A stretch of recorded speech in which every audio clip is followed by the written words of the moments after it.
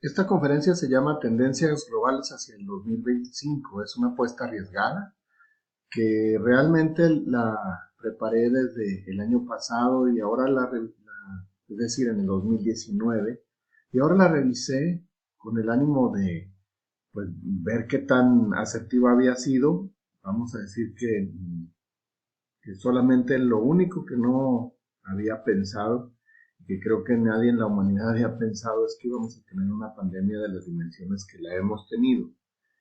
Sin embargo, voy a exponer esta charla. Se divide primero en una parte inicial, luego vamos a hablar un poco acerca de lo que son las propuestas modernas y lo que implica la propuesta postmoderna. Esta primera parte se refiere básicamente a un poco de antecedentes.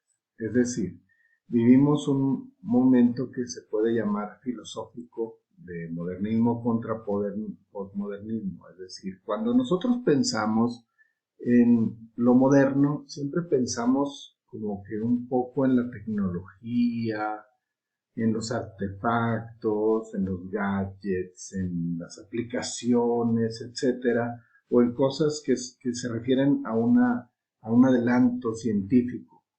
Bueno, yo diría que eso es correcto hasta cierto punto. Desde el punto de vista filosófico se le llama el modernismo al momento en donde algunos pensadores decidieron que era a través de la mente, a través de la razón, a través del pensamiento que la humanidad se iba a desarrollar. Tenemos algunos ejemplos aquí.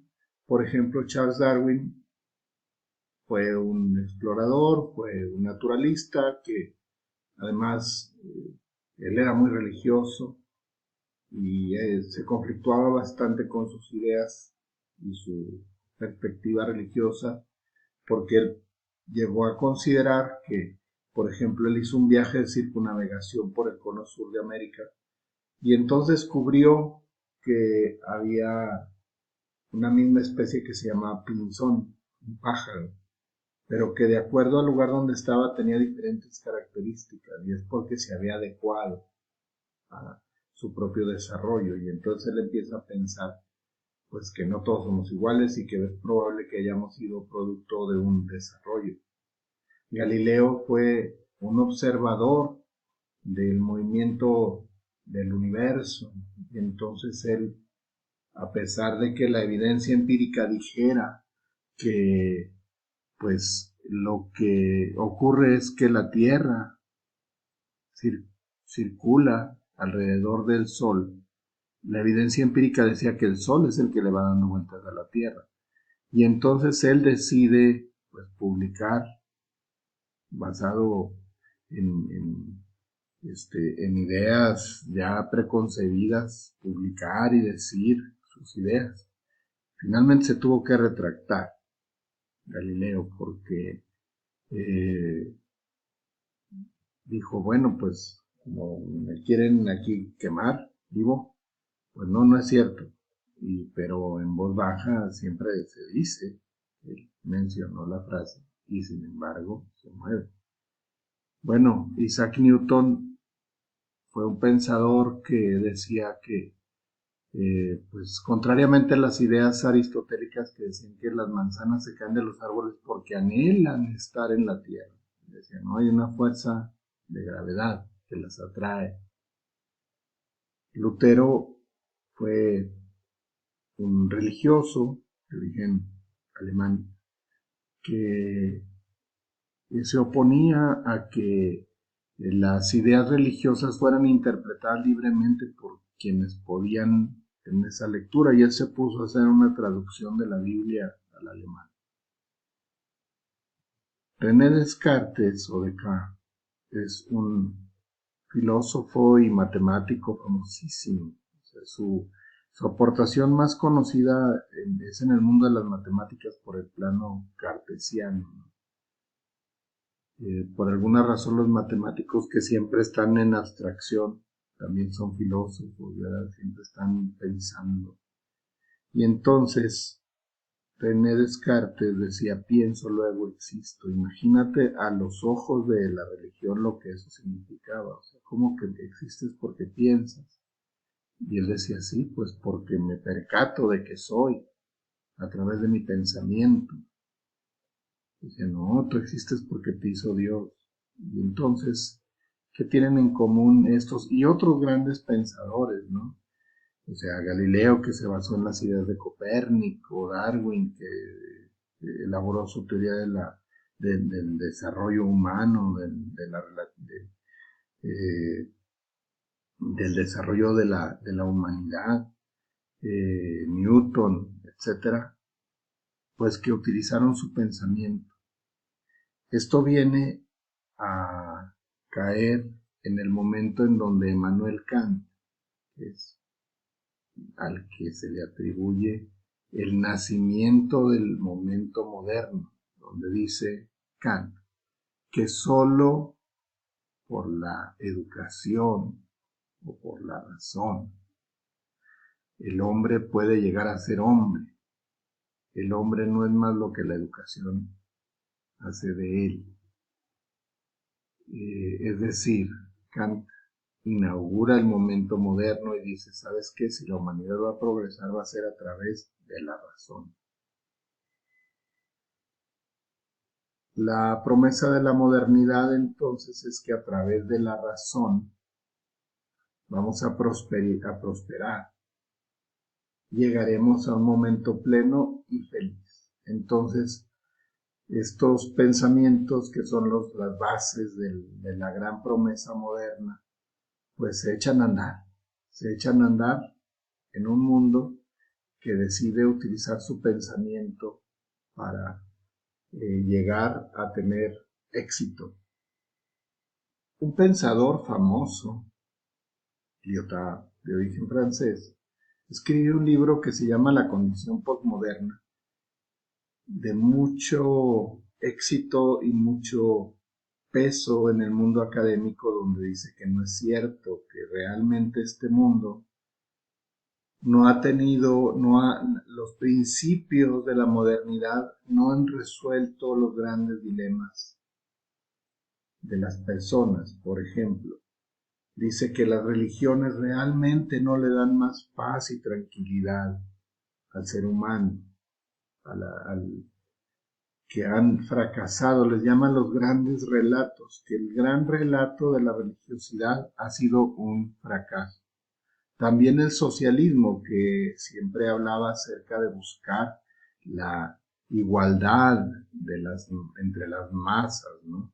Y entonces dice, no es cierto, o sea, y hay que recordar que en el siglo XX una gran parte de la población vivió bajo regímenes comunistas, ¿no? O sea, hablamos de Rusia, y luego en la Unión Soviética, con sus 13 repúblicas más Rusia, y aparte estamos hablando de Hungría, Rumania, Bulgaria, Checoslovaquia, Yugoslavia, Cuba, Angola, China. Es decir, una gran parte de la humanidad vivió bajo regímenes comunistas que, pues, han cambiado. ¿Sí? La misma Alemania del Este, ¿no? El capitalismo, también dice Lyotard, que tampoco ha resuelto el problema de la felicidad del ser humano. Ha hecho felices a algunos probablemente, pero no a toda la humanidad. Pero tampoco la ilustración, el iluminismo, es decir, no ha sido a través del gran pensamiento que se ha resuelto esto, porque la gente sigue teniendo esa sensación de que algo le falta en su vida. ¿Qué ha traído a partir de estos pensamientos a la humanidad? Estamos tratando de a grandes zancadas explicar qué es lo que está ocurriendo en este momento. En este momento vemos que tanto los países como las organizaciones, las empresas y las personas que tienen más conocimientos y saben emplearlo tienden a tener una mejor calidad de vida. Podemos pensar en países que no tienen grandes recursos, pero que tienen tecnología, tienen conocimiento, y entonces eso les da una posición importante en el concierto mundial. Las organizaciones, pensemos en organizaciones importantes en el mundo, que están utilizando el conocimiento, por supuesto que están posicionadas. Y las personas, ya se sabe que no solamente es la educación, sino el conocimiento en sí y saber cómo emplearlo. Y no se habla acerca de una mejor posición económica, sino una mejor calidad de vida. Aquí vale la pena hacer una mención, digamos, de carácter teórico, donde se empieza a ver que el capital intelectual se basa en tres partes. Uno, que se refiere al capital humano. Dos, al capital relacional. Y tres, al capital estructural. ¿Qué quiere decir esto? El capital humano es el grupo de saberes, el conjunto de saberes que todas las personas que pertenecemos a una organización tenemos. Sin embargo, hay cosas que no se pueden medir, por ejemplo, la capacidad de relacionarse, o hay cosas que se saben, pero no se pueden poner en un currículum, como puede ser, pues, no sé, una sensibilidad, por ejemplo, para decirlo de manera general, ¿no? Es decir, hay cosas, por ejemplo, tú tienes un diploma con un título universitario, eso es un tangible, tú lo puedes, es parte de tu capital humano, tú lo puedes poner en la mesa. Pero tu capacidad como para resolver un conflicto, a lo mejor no, porque eso es algo que desarrollaste a lo largo de la vida, o de expresión oral. A lo mejor tienes una buena expresión oral, pero no tienes un curso que te avale como alguien que tiene expresión oral. También tu capital relacional. Tener relaciones es como, bueno, a veces yo lo digo en términos económicos, es como tener dinero. Pero estas relaciones se van construyendo a lo largo de la vida. Y entonces son de uno, tanto mi capital humano, lo que yo sé, que puedo demostrar y lo que no, más mis relaciones son mías, es de cada persona. Sin embargo, cuando la persona decide que el capital humano, es decir, lo que sabe, lo va a poner al servicio de la estructura de su empresa o sus relaciones, que son personales, los va a poner al servicio de la organización, en ese momento se convierte en capital estructural, ¿de acuerdo? Y eso es parte de lo que uno debe saber en la gestión del conocimiento. Antes de concluir esta primera parte, hablemos de una gran paradoja que tiene que ver con la población mundial. Por un lado, está creciendo muchísimo. Somos muchísimas personas en el mundo. Hemos crecido casi exponencialmente. Entre 1990 y la que había 5.300 millones de habitantes. Y la expectativa que hay hacia el 2100, que es de 11.200 millones de habitantes. Entonces, hay que ver cómo vamos a hacer sustentable el mundo con esta gran cantidad de personas, ¿verdad? Aquí vemos este gráfico. Normalmente, hablando de demografía, se habla de pirámide poblacional porque generalmente se veía que los niños eran más que los ancianos. Poco a poco esta pirámide se ha ido modificando. Vemos que en el año 2000 ya se ve un poquito más ancha en su base, pero hacia el año 2025 esto ya parece un tonel, ¿verdad? Pero ¿qué dice hasta el 2050? Y ojalá llegáramos a verlo, en donde prácticamente la misma cantidad de niños será la misma cantidad de adultos mayores. Esto tiene en jaque a los sistemas de pensiones, por ejemplo. Esta es una gran primera reflexión. ¿Qué está pasando con la población? Y a qué ritmo está creciendo y de qué manera se está comportando. Hasta aquí llegamos con nuestra primera parte de esta charla.